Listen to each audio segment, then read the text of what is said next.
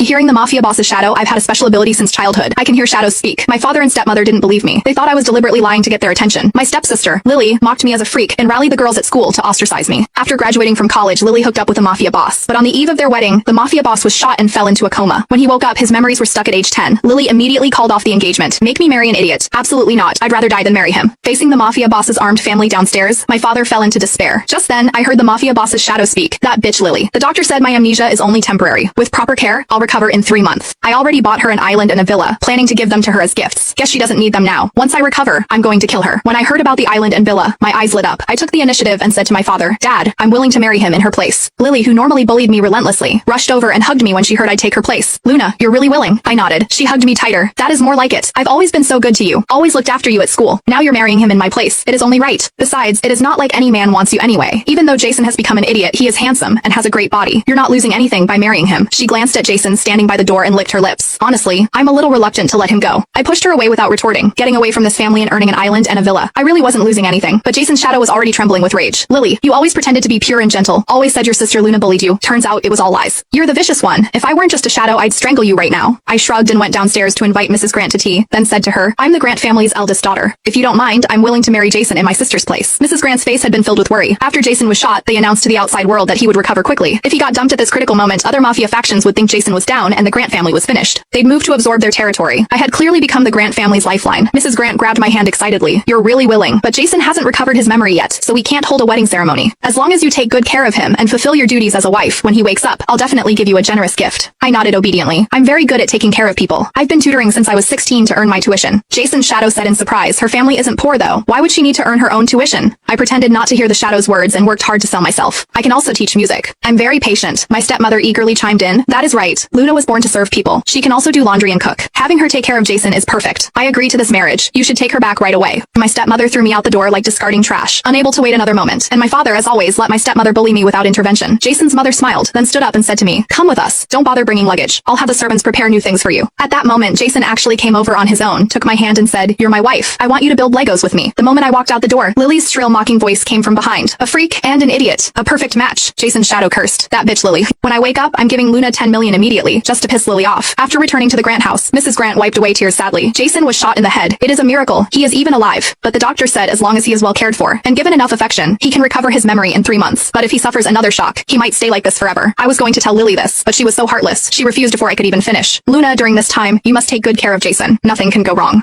What Mrs. Grant meant was that I needed to stay by his side to help awaken his memories. At the same time, Jason's current condition couldn't be seen by outsiders. She was busy fending off attacks from competitors, so she needed someone trustworthy to stay with Jason